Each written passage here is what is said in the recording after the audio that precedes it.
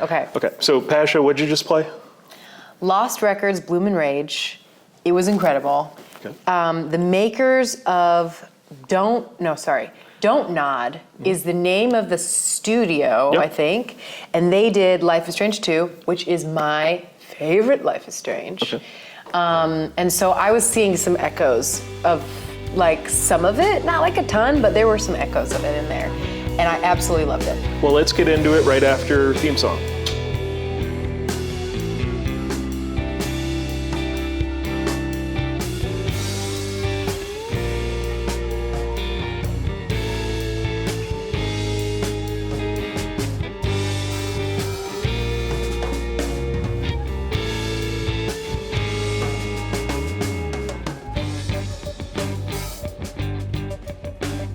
So we are in, I believe it's 1995. We are following 4 teenage girls.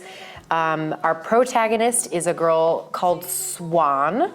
We have Swan, we have Nora and Autumn, who are musicians. They're friends when we enter the story, and they are both playing guitar. And then we have Kat, who is a local girl. It seems like they may all go to the same school, but that's not how they meet. They are all in the seemingly sleepy town of Velvet Cove, Michigan. Michigan! I think they're in the UP. That was very cool. I felt so seen by a lot of the Michigan stuff that they were up to, and just like the lake and the woods. And so basically, we are following Swan, who is about to move to Vancouver with her family. And this is her last summer in Velvet Cove. And she is a sweet, quirky, nerdy girl who likes bugs and plants and birds. She's really into nature. She likes mushrooms. Like, she's just an interesting, quirky girl. And she kind of collides with this other group over a situation that occurs where she's accosted by this man with a motorcycle and his girlfriend, who turns out to be Kat's older sister and boyfriend. Yes, Dylan, right? Dylan, yes. Dylan and Corey. And that kind of is the inciting incident that brings the group together. Swan already knows she's moving. Yes. And she's had a very isolated summer / life before that. Life, yeah, really, yeah. And these seem like they're the first real friends she's had in her teen years. She's very lonely. Our gameplay is situated around her recording with a camcorder, which is very cool.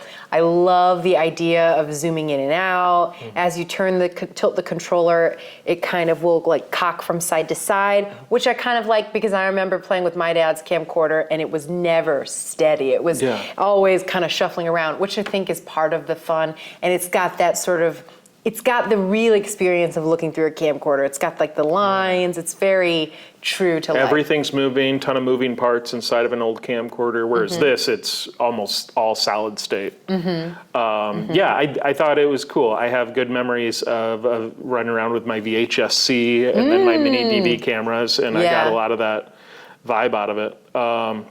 I didn't get tired of it, but I didn't put as much effort in recording stuff towards the end. Yeah. I just got enough to get the check marks. Yep. But that's really your power. Yes. That's your gameplay mechanic for most of this. Which is cool. After this inciting incident with Corey and Dylan, Kat, Autumn, and Nora and Swan sort of become a girl group. They're riot girls. They're leaning into this 90s punk sort of movement, and a lot of different things kind of occur, but they end up having a house. They find this house in the woods, and it sort of becomes their hideout. And you can kind of choose the name for it, and with the Life is Strange kind of style, it's going to go in a direction depending on what you choose, and so you get a lot of choices there. So unlike the others, this is kind of in 2 big chunks. They released one, I think, a month and a half ahead of the other. It was free on PlayStation Premium, so I got it, and then that's how you played it as well. So I had a month and a half wait between the sections, which I think it's the first time I've played one of these live.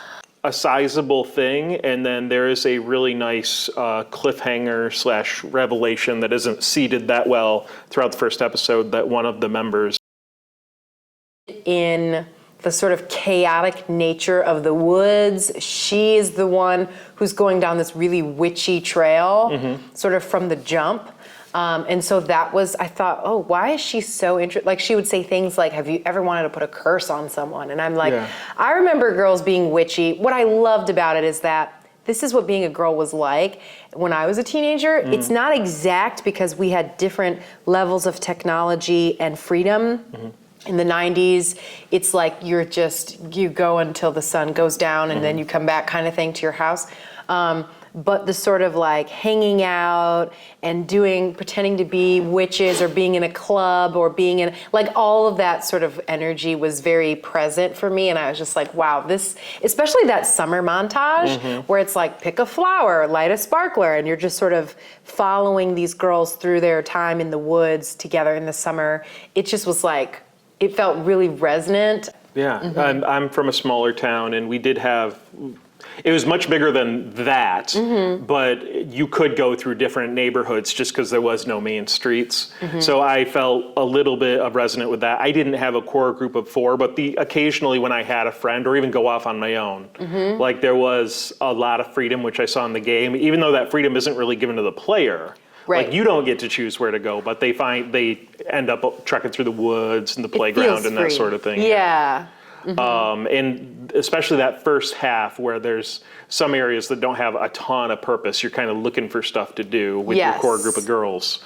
Like I kind of got that summertime vibe, which was nice. Yes, it was nice. And that's what I wanted more out of like the first Life is Strange. Before the plot kicked into hard gear and we're searching for Rachel Amber, like I wanted a little time to get to know the other girls. Like you're with these characters in a reasonably normal environment for a couple hours.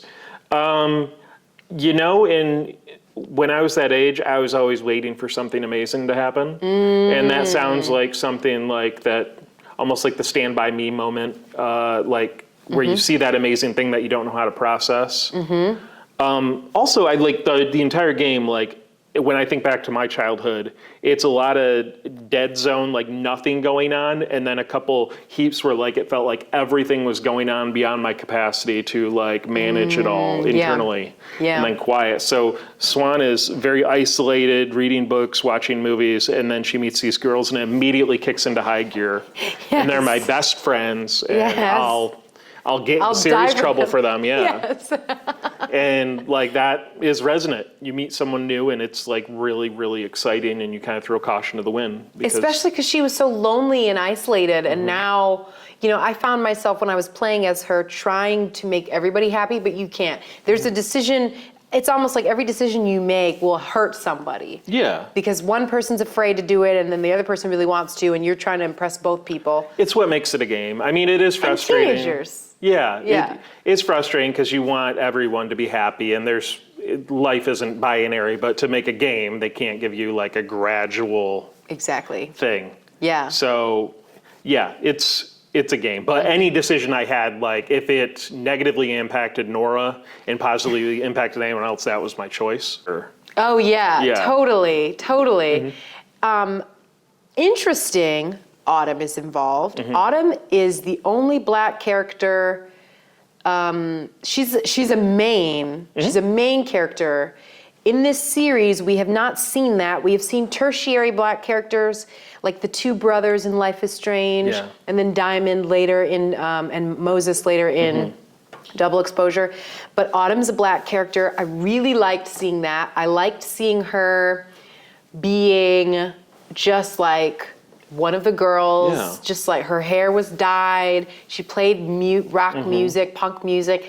I liked that sort of representation. And we see that Swan is like, you know, I guess you could say plus size, right? She doesn't have that conventional body type, which is not something that they normally do either. It was interesting. The plus size thing was handled, I think, well. Yeah, I think so. She was very beautiful grown up. Like she became, I don't know, I guess a swan is what you evolve into. What is it, ugly duckling turns into a swan or something like that? That's really interesting. I never thought of that. And it kind of, I don't think that's why they named her that, but because the present day scenes are all first person, even though there wasn't anything shocking, although I don't love that, sorry to offend, but she had tattoos up and down her arm. Yes. I was like, you don't need to do that to show the character. Right. Maybe that could have been a choice you made. Oh, that's Like, interesting. Oh, 14-year-old Swan, do you want a tattoo when you grow up? And then have it go there. Yeah. But you see her, and her hair's changed color a little bit. She seems like she's came into herself. She's older, yeah. Even though her backstory is still very isolated. Yeah. And the kind of personality of Autumn, like I like that she wasn't a black woman. I like that was just part of her personality. It didn't get brought up that much. And No, I don't think it got brought up at all. If living in Upper Michigan, like that is probably just an assimilation defense tactic to just fit in too. Yeah. But she didn't feel fake or anything. No, like she didn't. It all felt really authentic. So I would assume they're consulting with who you need to consult with. I hope so. How many of the people they're trying to represent are in their leadership team? I don't know. Right, probably not as many. But it doesn't seem like me having a puppet show with rainbow-colored socks. Yes, right. So right. it's it was good. If anything rang false, it was some of the early stuff with Swan. Just in her background, like it just seemed like they were hitting references on horror movies. Okay, yeah. Like the big old science fiction and fantasy novels, that sort of stuff. Yes, that you could go around her room and look through her stuff and see.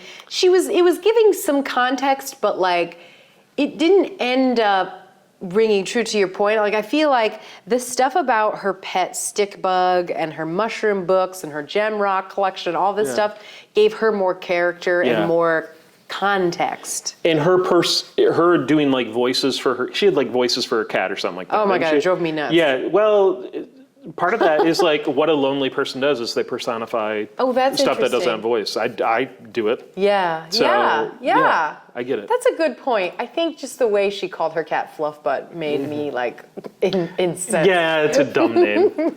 But A name that probably reads better than it sounds. yes. Oh yeah. Yeah. Especially the way she was saying it. I think every time I got to go in her room, I just would look through everything again to see what That's what they want you to do. changed, how it, I like that they sort of play with, they're teenage girls, so there's tampons, and they talk about like being on their period at the cabin, or like, does somebody have a tampon, and blah, blah, blah. Like I thought there was some interesting layers to that. The whole cabin vibe, each girl has her own station. I kind of like went through all of their stuff. Yeah, I did too. The place that really, I think it was either Nora or Autumn's garage. Yes, like Nora. that would be like, man, to have that place. Yes. With really close friends growing up would have been amazing. Oh, I know. And what's really interesting, how do they achieve that? Because it's the UP. So like they got to take all that stuff out of there in the winter because it's going to be too cold. Unless maybe it's insulated, maybe it's heated, whatever. But it really struck me like an LA garage because my brother lives over there, and when he had a garage, it was a studio. Like it was, they didn't have any cars in it. It was just music equipment and all of that because it could be there year round. But like this is interesting because she's got her TV, she's got her skateboard, and they're set up and their amps. And our neighbors across the street, they pretty much gave up their garage. They put a couch in it, and their kids are the same age as ours, but they just kind of sit in there and hang out while they're watching their kids in the front yard. Yeah. So it's just something I didn't have that was really cool. And it felt very 90s. It felt very like, Hangout vibes, 13-inch TV with a VCR or a system on top of it. Yes. Oh, yeah. I want to ask you something because for the previous games, almost all of them are led by women in terms of the character. And you have said in the past that you like playing as a character who is someone different from yourself, and it sort of helps you like just navigating the world and seeing other perspectives. Yeah. Tell me about that experience as it relates to this game. It was good. I mean, a bigger girl, I was just happy to see that in a game. Yeah, they still me handled too. her well. I mean, she's a healthy girl. Like that wasn't a plot point or whatever. Like she wasn't like binging and purging or whatever. So it was good. Them in the context where they're like in the land of women aside from like this male antagonist was interesting, but I guess living in a small town with your very limited group of people, like my parents went to kind of the ghetto like lake, and we had a trailer there, and there was like 7 kids, and the rest of them were old people, which just were out of my purview because I didn't care. So Yeah. I guess I identified with it. Yeah, it was good. I like to see it. I like to judge how authentic I think it is, which I would probably be off base as well. But And how does it rate for you in terms of the context of the other games? I'm considering it a Life is Strange I game. think because it's so far in the past that it doesn't have to get as close because I have nostalgia tinted glasses. I did grow up then, and I also know they're not going to use exact brand names of stuff. Yeah. So it felt good. Yeah. Did it feel accurate? I don't know, but it felt good. Yeah. As a Michigander, how did it feel? I mean, Southwest Michigan is very different than Northern Michigan. Yeah. But the woods. it felt good. and the- I mean, you get the endorphin anytime you hear Michigan You or do. whatever. You feel special. You feel seen. You feel like Yeah. this is made for I mean, me. everything should be made in Michigan. I love this state. Yeah. I mean, we have every type of environment. Like, We do. let's have more of it. The clips together I and love like that. show me something. Yeah. I don't know, but other games you're more attracted to the gameplay than like the characters and stuff. Yes. Like games like these, you have to It's You about- have to yeah. connect on that level. Yeah, Yeah. you have to connect with the vibe and the colors. and the Gameplay is character. almost secondary. Yeah, for sure. Like story is number one. Yeah, and that's good. It's good to shift into those gears sometimes. All right, where would you rank this amongst everything we've played so far? Life is Strange 2, you said, is still number one? Life is Strange 2 had such a deep emotional impact on me. Maybe it's just having a younger brother. Maybe it's just their whole story. Maybe it's the voice acting of Sean was like, he was incredible. He was. The sort of pain and Yeah. grief and tension in his voice Yeah. took me there. I was there. Swan as a voice actor she was not as good, but I really liked the intensity of Autumn and Nora and Kat's kind of voices. It's really hard for me to say because I think they're kind of battling it out for number one for me because that teenage girl story that like I remember that feeling and I was Swan. I was desperate for my friends to like me. I was needy in this way where I was like, oh, like I would never do anything to hurt your feelings because I need you to like me. And so, and I remember having that, are we still friends? Circle yes or no, like that, intense, emotional, highly sensitive girl. Like I had a lot of that stuff. And so I felt very connected with the energy of it. Yes. Like it was just kind of you're living in this world, and that's what I liked. So You do like to sort of navigate and Yeah. explore the world more than once, go back and... I would probably go 1 True Colors, this 2. Okay, then- True Colors for you is number one. Did I say that first? You mean Life is Strange 1, don't you? Yeah, Life is Strange 1, and then probably True Colors. Okay. And then this, then 2. Okay, final thoughts. Thank you for letting me play it and sharing it with me. I absolutely loved it. I really tried to take my time on it and explore everything. I picked up every box of whatevers and everything. I looked at her Tamagotchi. I fed it. Oh, I did not do any You of that. didn't do any of that? What are your final thoughts? I liked it. I mean, I knew I would going into it. It was my vibe. I love the colors. I love the music. Yeah, I really liked it. I always want to play a character that isn't quite such a blank slate, and I feel like Swan was, even though they gave her a lot of like stuff she was into, but she just wanted friends. Yes. So give me a little bit of something, but not as much as Chloe. Like I feel like Daniel, even though I didn't really want to play a boy, like Daniel had enough stuff going on, enough POV, but I still had control. Yes, exactly. For the most part, yeah. Yeah. And that was like a sweet spot. There's something about Yeah. that relationship that maybe You is might have like, swayed me. You might have swayed me. All right. Yes. Oh, and did you cry? No, okay. still tear-free. Have you cried at any of them? I teared up on Life Strange 1? the Locke episode of Lost. And I think that's the only media that where they I'm just a realized he was in a sensitive Pisces. wheelchair before that. I'm trying to think. Did I get? Oh, and I went to the World of Coke in Atlanta, and they played a sappy song, and I think my wife was pregnant at the time, and I cried at the World of Coke when they played the dumb "Everything's Better with Coke."